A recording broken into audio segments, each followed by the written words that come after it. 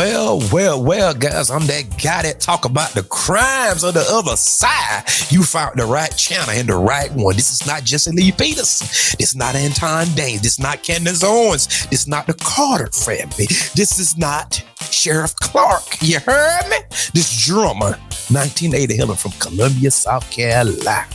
I hope you're having a good day today. And if that's not the case, ask yourself why. Because after all, happiness is an inside job and it will always be an eternal affair. Guys, I'm back today again. Oh, the tears in my comment section are so sweet, so delectable, delicious. Learning new details about a triple homicide investigation in Gibson County.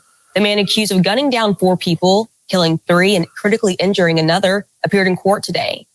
Patrick Waite was arrested last week for opening fire inside a home. Today, Waite faced a judge for the first time where a not guilty plea was entered. 44 News reporter Courtney Green has that story new at 5.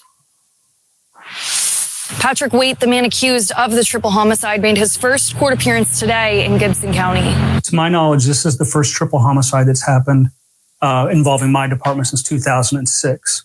This is not something that is normal. Deputies responded to a shooting at a home on South Scottsdale Drive in Hobstadt on May 29. 4 victims had been shot at the home. 3 of those victims were killed. The 4th was critically injured. Inside that residence, they found 3 deceased individuals.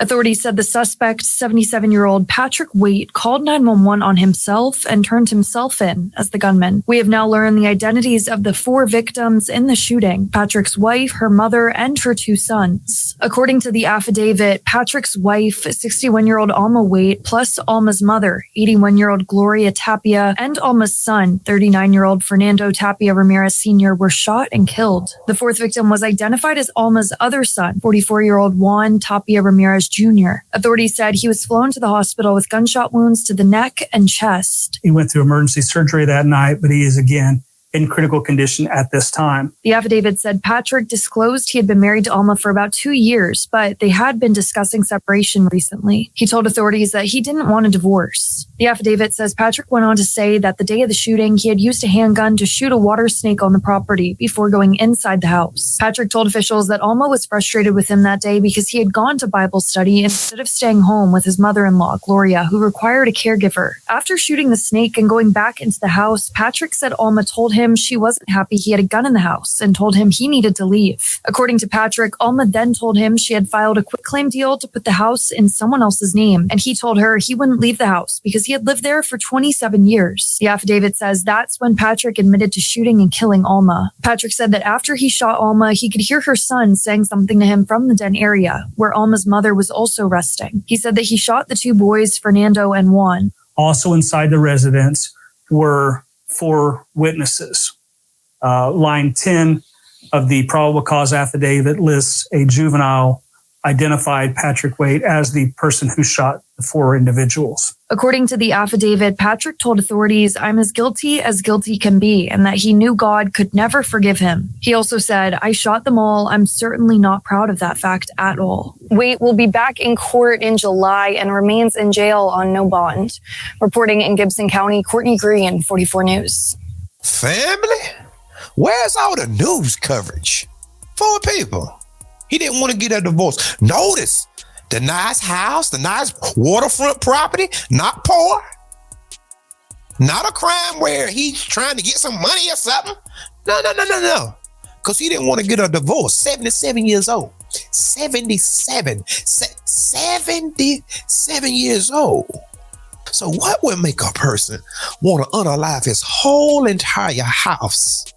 Can anybody put that in the comment section? Because I might be a little slow dense. If my wife leave me tomorrow, I'm not telling, well, you know what? I'm going to take her out. Man, I'm going to ruin my whole life. For what? If she want to leave, let it go. Because you can't hold somebody that want to leave nowhere. If she want to go, you can't stop her. And better yet, I don't want to stop her because I don't want nobody being at a place that they don't desire to be in. Did you hear, drummer? Listen at me. If she want to go, let her go. But that's much more than that. I'll stop her one way or the other. I'm guilty of it.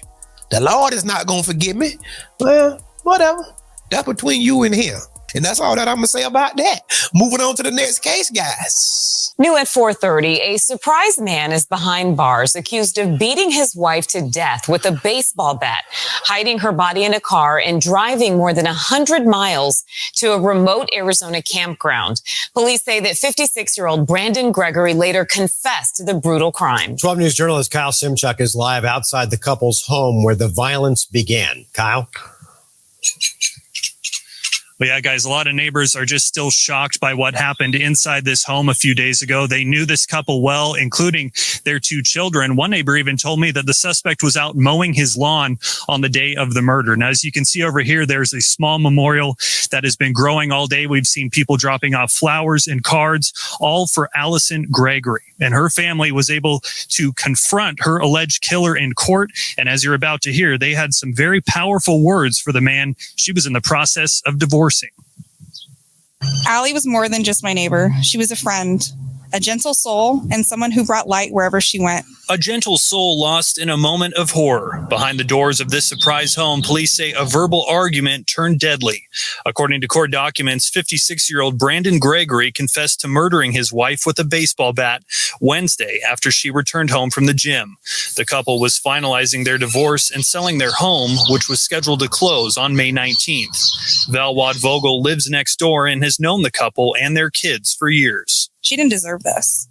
She was almost free from the abuse, and we were all rooting for her from the beginning. Police say after the murder, Gregory wrapped Allison's body in carpet padding and placed her inside her Subaru, driving it 130 miles north to the Burrow Creek campground in Mojave County. Allison's mother first alerted police when her daughter failed to pick her up at the airport. When officers went inside the home, they found blood on the wall, according to court documents. Using license plate readers and vehicle tracking technology, they found Allison's car at the campground. Gregory was inside the vehicle with her body. She was kind, loving, and full of life. Police say Gregory confessed to the murder. During his initial appearance, Allison's sister told the judge they are horrified. We are left to figure out how to care for a 14-year-old girl and support a 20-year-old daughter through college. We will never be the same. Her mother had strong words for her son-in-law. Allison struggled so hard to get away from him, and she was so close to it. And he took her away from us. And please, please, do not ever let him out again. It's horrible. My grandchildren, my children. It's just sickening. Brandon, I hate you forever. I hope you never, ever, ever get out of prison. Back in Surprise, neighbors say Allison's story must not be forgotten, and neither should the signs of domestic violence. Let Allie's story be a wake-up call. Domestic violence is real, and it's happening in our neighborhoods. Now, prosecutors asked the judge to set Gregory's bond at $1 million. Instead, he raised it to $2 million. Gregory declined our request for a jailhouse interview today. Family, did you hear this? And notice, again, look at the house. People was doing fairly well.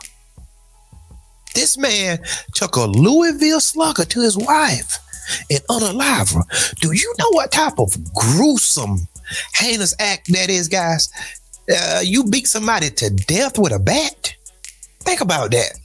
That means that you have to be hitting her against her head and everywhere. I mean, that's gruesome. And then he gonna try to conceal the crime by taking her to where? A campground. Y'all gonna listen to that drummer one day. You might be old and gray and over the hill, but you gonna understand that old crazy dude from Columbia was telling the truth the whole time. That's right, absolutely. Campground. They find him in the car with the body. And you notice something, they said the new technology, the license plate readers. Yes, let me tell y'all something. If they want to track you, you can't go nowhere. On no interstate, no city, no nothing. Because number one, the phone for one. And most new modern vehicles have some type of tracking system in it. They house it up under the guise of, it is just for help. Okay. Yeah, okay. Y'all just don't know what's going on yet. But you will see. Everything is under surveillance. Everything is under surveillance. They tracked him, 56 years old. And they said he was abusive the whole time and she was trying to get away from him. So everybody knew about it, right? but yet he was out walking around. Don't let that be lost on you. See, that's where the privilege come in at. He was out walking around. You understand? Guys, tell me what y'all think about these cases, all right? Go ahead and hit the subscribe button. Come on back to see me. I tell you, this is what we doing on this side. We always expose the darkness that's around us. It's not only black people. Do black people commit crimes? Absolutely, they do. But the news cover those crimes most of the time, right? And a lot of times it's viral. So now let's talk about the other side. Let's keep a balance. Keep everybody on their toes. Keep everybody fair. All right. That's all I'm doing. If your feelings hurt, well, you might need to toughen up some. Take a tot. Get a life. All right. Until next time, guys. Peace. And remember, there is more.